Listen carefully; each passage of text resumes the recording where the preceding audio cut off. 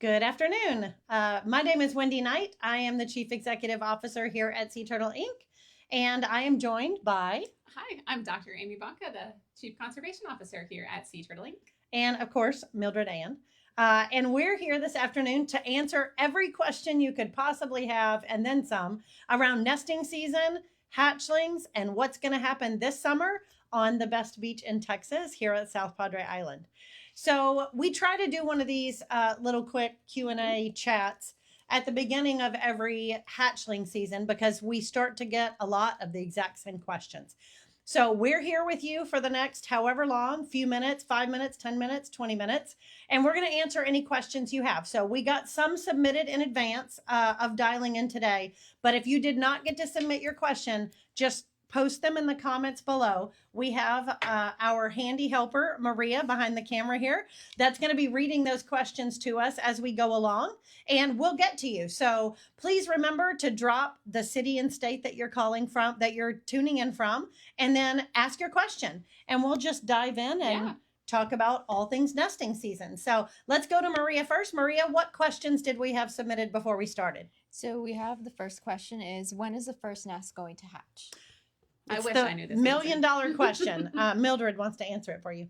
It's the $1,000,000 question. When is our first nest going to hatch? So let's give them some background, right? How long do sea turtle nests usually take to hatch this time of year? About a month and a half or so. It ranges 45 to about 55, 60 days, but this time of year they go longer. So we're looking at around probably 50, 55 days. Oh, I've been chosen. So 45 to 55 days. So what that means is that we're really expecting our first set of nests to hatch anytime in the next 5 to 10 days. Mm-hmm. So nesting season, our first nest of the season happened when this season? It was early April this year. Early April, so a little earlier than normal. So we're going to have babies a little bit sooner than we normally do. So it's an interesting thing that happens. The later in the season we get, the longer the gestation of the nests, correct? Yeah, so we start out, we're going to take quite a while this time of year. And then as we get closer to July and August, it's going to shorten right up and we're going to see it much faster with our hatching. And why is that? So it's the temperature, actually. Mm-hmm. So with warmer temperatures, they cook a little faster and they're ready to go. All right. Well, that's pretty straightforward. So I know that the very next question will be, how will I know? How am I going to know if they're hatching when I'm here? So there's a few ways. So the first I'll tell you is if you'll go to seaturtleinc.org and click on conservation, we have an entire calendar that we spend an enormous amount of time putting together. That is the experts of the experts, educated guess. So that's all it is. This is nature. So not unlike any pregnancy or maternity or due date of anything, there's a general range and we can apply our experience and guess. Yep. Right? Yep. And that's what the calendar does for you. So if you're planning a trip the second week in July and you want to know what the likelihood is that you'll get to see babies hatch during that time, you can go to seaturtleinc.org and go down all the way to the bottom to the nesting calendar, see your range of dates and see how many nests might potentially hatch while you're here. Mm-hmm. Now, if you're not a scientist at heart and you don't want to go through all that trouble, there is a much easier way. Become a member at Sea Turtle Inc. So if you are a member at Sea Turtle Inc., not only does it help fuel the mission year round of what we do at Sea Turtle Inc. all year round, it also gives you access to a text message if we have a public release. So you don't have to worry about going through the calendar. You don't have to get up at 5 o'clock in the morning and keep checking Facebook to see if we're going to have a public release. You can just wake up to a text message from me personally that says, we're going to have a public release. So, Maria, what other questions do we have? Yes, we have some more questions related to the hatchlings. We have one that says, how do they hatch out and how do they know to do it at the same time? Oh, great. Good question. So they have instincts, like a lot of other animals, about how to hatch out. And as they start to hatch, they kind of wake each other up. And so then they all start hatching. And they're going to climb together to the top of the nest. And they work together. So when some of them get tired, they kind of use each other like little ladders and climb on top of it and all crawl out together that way. So I find this process interesting. And when I tell you what they call it, it will describe to you what it looks like. But they call it a boil. So they start to use each other's heat and movement to kind of nudge, wake up. And then, yeah, they use each other like a ladder and they just boil out the top of the nest all at the same time. So it's really a wonderful experience. During this season, we normally have the opportunity to live stream that happening or to video it and post it online. So we're going to work diligently to show you that experience as well. It is always really exciting to see. It is. Maria, what else? We have one more question from Sesad. He said, how long can hatchling sea turtles be held after emerging from their eggs before being released into the sea? So thank you so much for asking this question. You know, the Texas process is a little unique because you can drive on local beaches here. And one of the things we do to help protect hatchlings is we actually put them in a protected corral. Mhm. So when that boil happens and when they hatch, they're not at the water's edge. Yes. So Amy, why don't you walk them through the urgency that happens around that? For sure. So when they come out, they have a little, I refer to it as a snack pack, but it's a little kind of bundle of energy. And that's what lets them crawl out of that nest and make their way down to that ocean and swim offshore. But that energy is limited. So we have to work really quickly to be able to get them from where they're at to take them out to release them. So that snack pack is the reason why we struggle to answer the most common question. Why can't we get more notice on when we're going to have a public release? And the answer is, if we could figure out exactly the day and time they're going to hatch, I'm not sure how we'd make money off of it, but we'd figure out some way to do Great, so. though. It's important and urgently important that we released the hatchlings back into the Gulf as urgently and quickly after they hatch as possible. So we only offer 2 opportunities for public releases, and that's at 6:45 in the morning or 7:45 in the morning. And we only know if they hatch anytime after 5 a.m., we're probably going to be able to do a public release. But if they hatch before that or too long after that, it's just not feasibly safe to have a public release and give everybody time to get there. So our number one priority, by all means, we want to let you experience a public release, but our number one priority is to get those hatchlings out into the water in the safest way possible. So, Okay. Maria, what other questions do we have? I believe you just answered. So Susan, our own volunteer, commented, why do you only release them so early in the morning? So that was just perfect. We do have another question that we had previously saved. How do those baby sea turtles know to go to the water? Great. And I think we could probably tack on to Susan's question in that we don't release them during the day for risk of predation, right? Mhm. Yeah, and it's super, super hot. Yeah. So it is, you know, I always refer to Kemp's Ridley sea turtles as the polite, the most polite in a bunch of ways. So they are the only species of sea turtles that nest during the daytime, which I think is very polite. So we don't have to get up in the middle of the night to track down moms and process nests in the dark of the night. So that's thoughtful. They're also very quick. They're the fastest. They are. Which is also very Less polite. than an hour. Less than an hour, where other species could take an hour and a half to 2 Oh, even. 3 or 4 hours. Yeah, so very, very polite. And then they also, they protect themselves in a way that they usually hatch at nighttime. So most of the sea turtle nests that hatch on South Padre Island are happening while you are long asleep in the dark of night.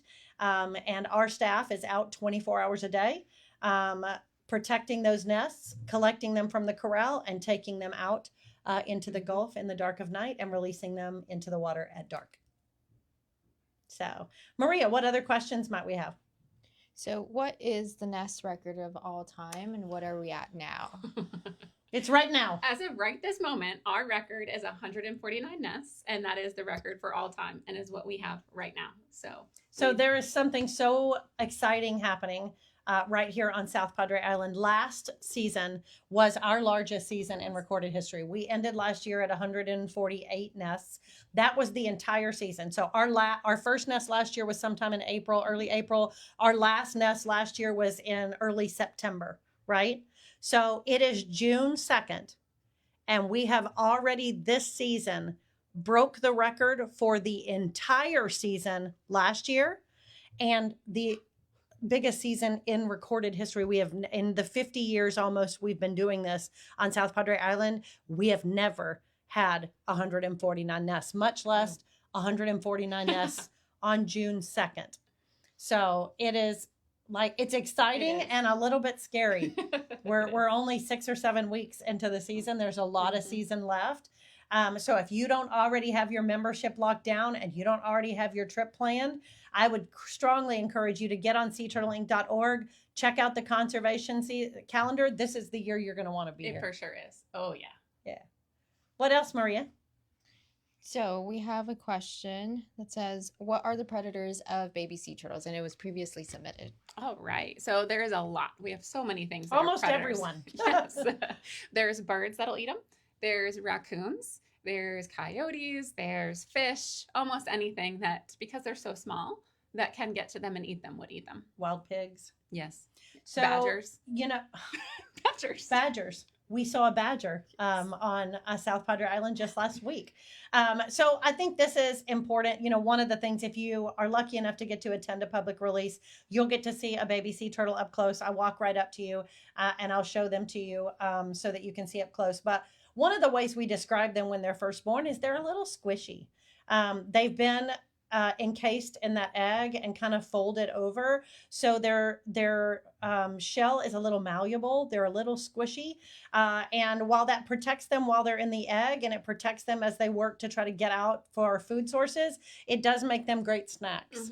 It does. Easy to pick up, easy to squish, and easy to predate. So this first really 3 to 7 years of a sea turtle's life is really critical. So great question. Thank you. Maria, any other questions?